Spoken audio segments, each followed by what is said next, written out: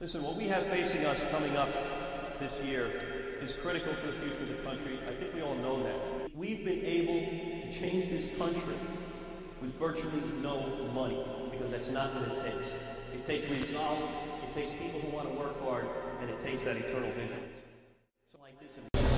Let's see, how many budget crises are there in the country? Start Washington down to the states, Wisconsin, New York, all over the place. Well, there's another budget crisis going on right now, right here in Nassau County. A lot of questions going on. We got the county executive's budget, we got the legislature involved, we got the Nassau County Interim Finance Board is involved with this. Well, we asked the county executive's office to give us a little update on what's going on there. We have Rob Walker is here from the county executive's office to talk about that. Rob, come on down, please.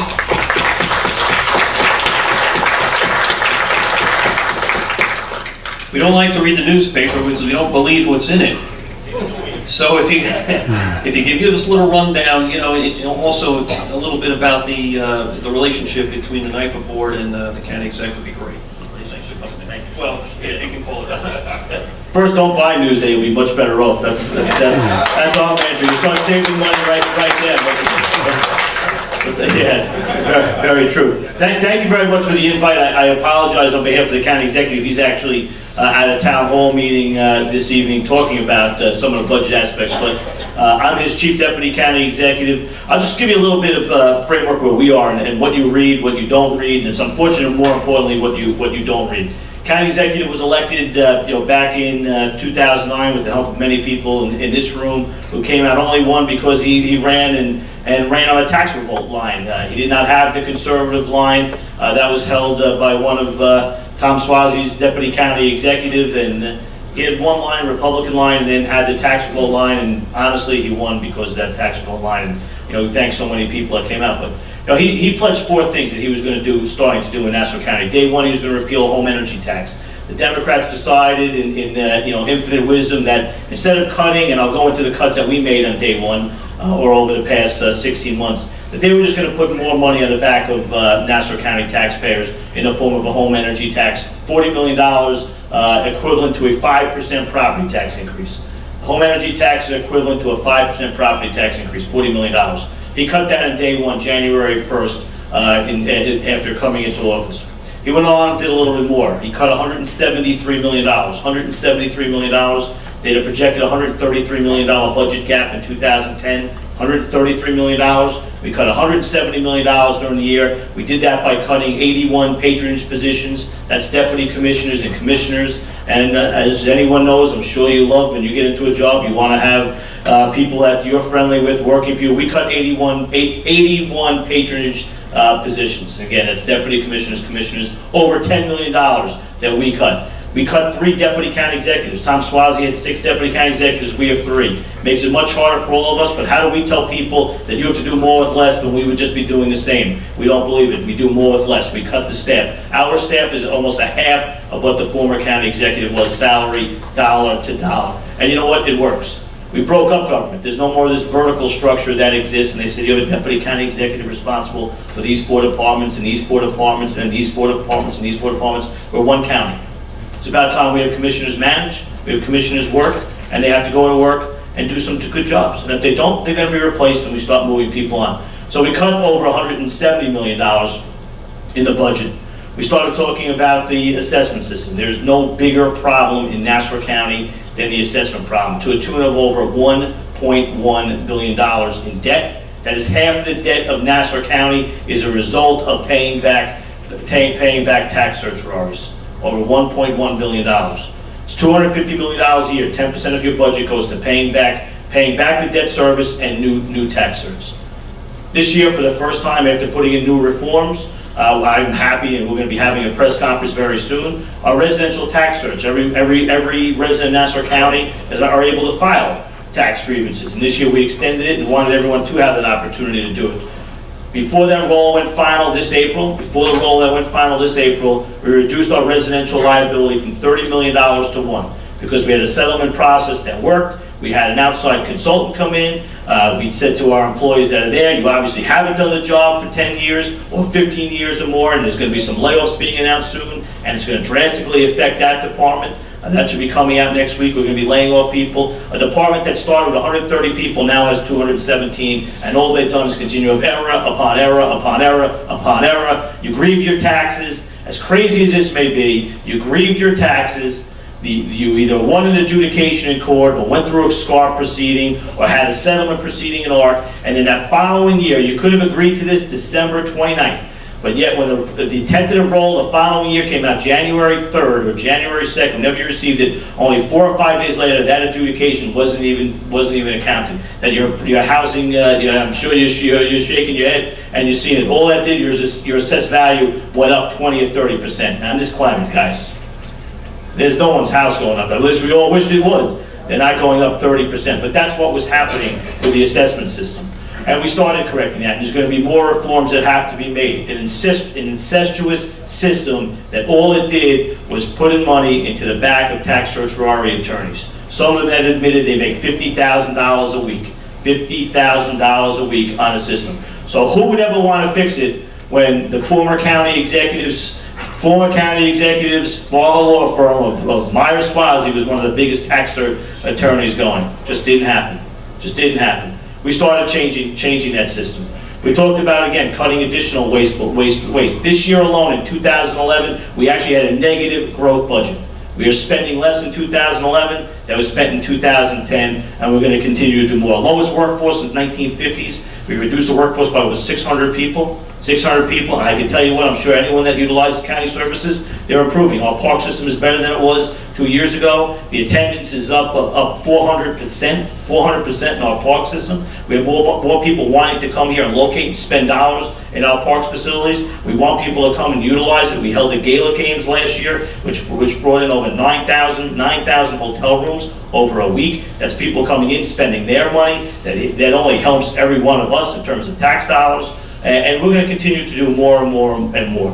We went out to bid on privatization. We talked about, Jack Martin just talked about the MTA.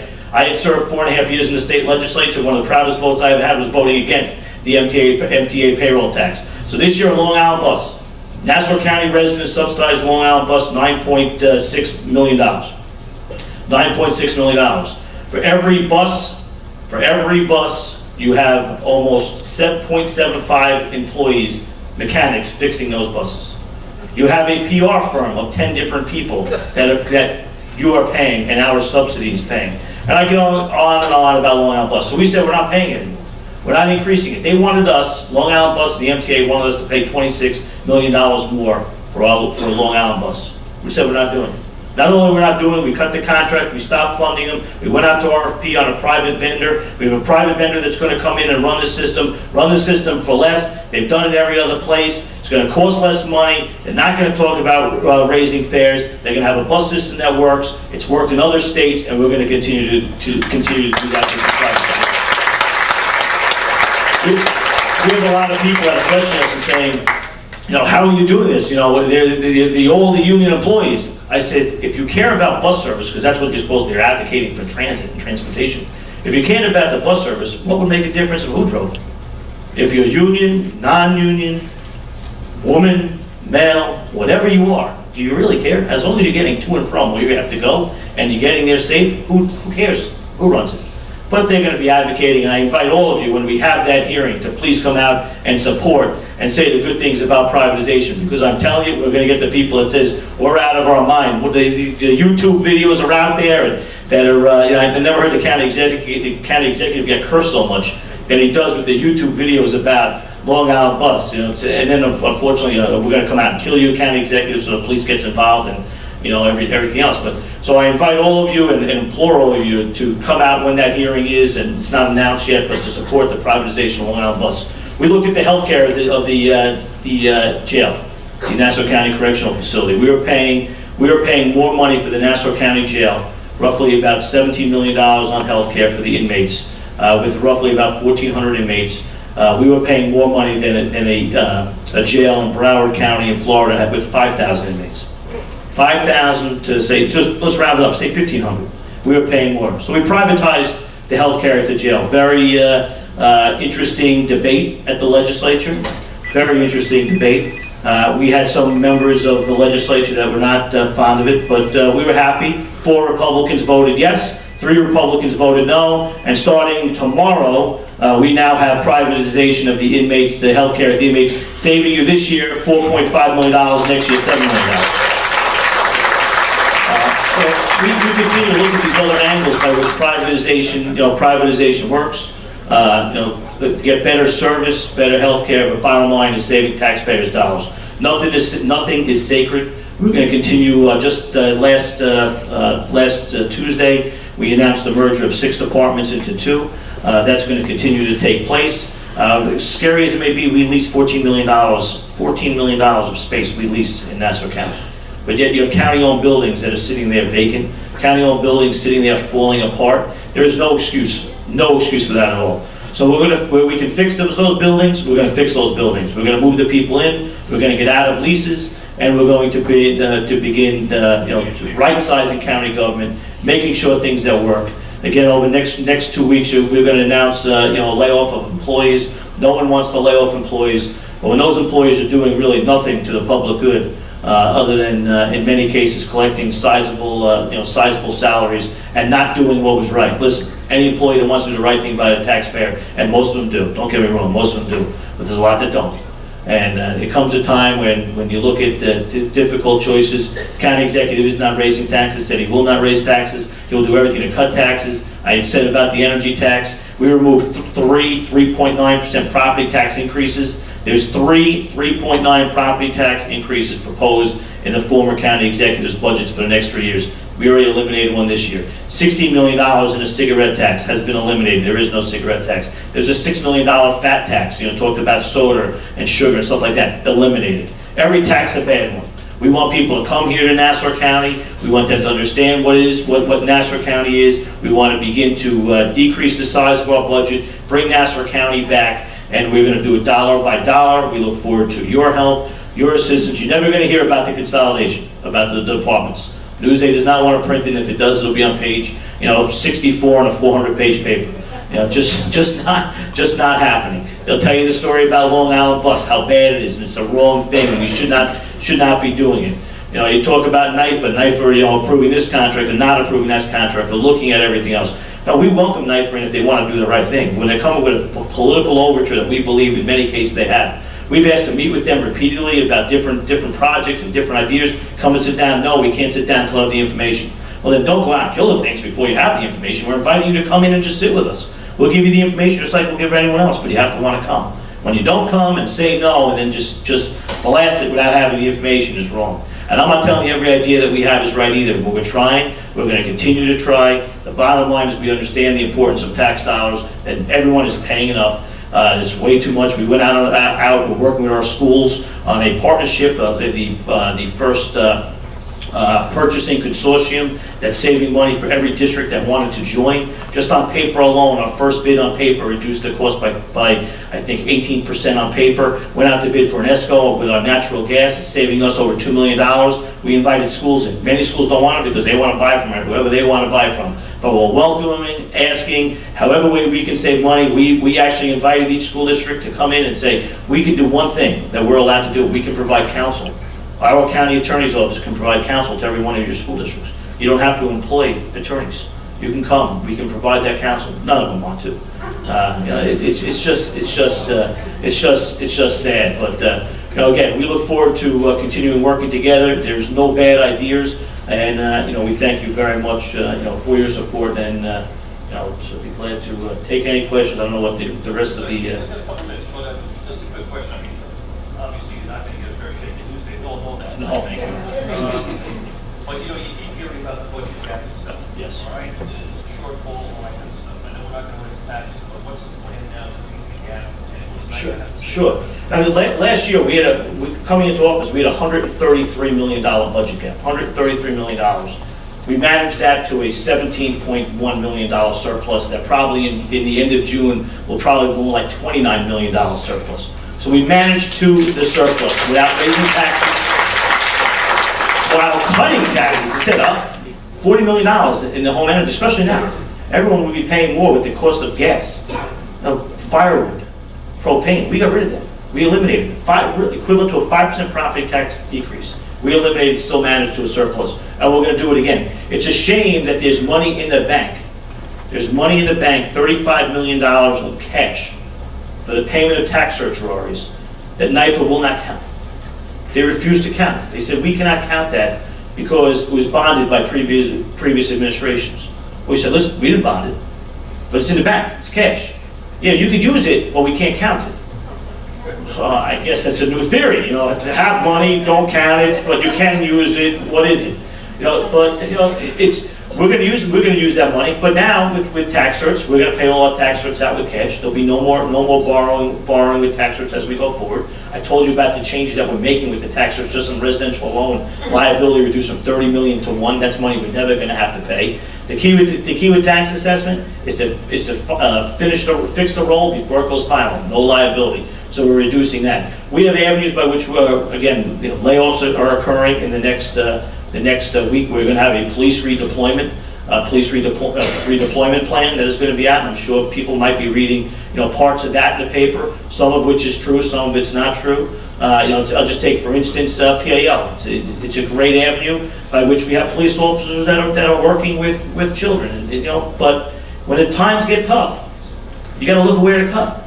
And we don't want to destroy a PAL program, but you don't need that as many officers are out there. So we're going to be doing a police redeployment plan. That's going to make sure one thing: we're going to put more officers on the street. But when you look at contracts and you look at the way things work, we can only deal with what we can deal with the contracts. We have inside each precinct a minimum number of police officers that have to be in the precinct. They're not going out in the street. They're not going out on patrol. They're inside a precinct. We think there's times when we can do some things different. Where should the police officer be? They should be on the street. You should be seeing them. They should be stopping crime. Crime is down 10.7% or 10.8%. Major crimes, I think, down 12.9%. And we did that with 125 less police officers in the department, saving $22.5 million this year alone. And we did that by putting more people back on the street. And we're going to continue to do that, you know, as we go forward. So we believe we have some solid pictures in the budget that people aren't talking about. We did not get credit for the inmate health care. That was one of the things that they said is a budget gap because they didn't believe inmate health care was actually going to work. Well, not only is it working, it's actually implemented. They didn't believe we were going to move forward on Long Island Bus. Not only did we move forward on Long Island Bus, the money's actually saved in contracts. We cut $15 million in what's called OTPS, other than personnel services, and those are contracts. We've cut them. I'll give you something that we're doing in social services, daycare. You know, people that are on social services could bring their child to daycare. We're paying if they go to daycare or not. So we said that comes to a halt, no more. Now a lot of the daycare providers aren't too happy, but we said, why should we be paying something when no one's showing up? Sometimes over 90% of the use is not there. They're not going 90% of the time. That stops today. That stops today, $5 million savings. So we're going to continue to do those things. A lot of it you're not going to hear about. We are the controller just came out with a report roughly. I think there's, we have a $25 million budget deficit, proposed budget deficit if our plan isn't enacted. Well, last year at this point in 2010, we were over $100 million. And I said we finished with a surplus. We're going to continue to do that, smart budgetary practices, do the right thing, increase revenue opportunities by having people come here, stay in our hotels with programs and events. We're working with private foundations and things of that nature. We're very confident the budget's going to come in on target.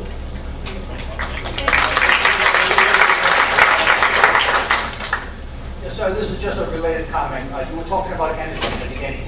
I just heard on the radio while I was driving there in WOR that Governor Chris Christie got rid of the regional greenhouse gas, the global warming scam thing. Smartest thing anyone could do. I'm going to humble myself and admit that I don't know how prominent Reggie is in either Nassau or something. It's totally. Yeah, it's really globally in New York State. One of the biggest issues we have is the deregulation of LIPA. I mean, what we're able to do with natural gas, and our energy bill, just so everyone knows, is about $30-something million a year. Our utilities are over $50 million. And one of the things that we're doing was the ESCO with National. We had National Grid like many homeowners do, but we were able to go to an ESCO. An ESCO is an energy service provider, basically.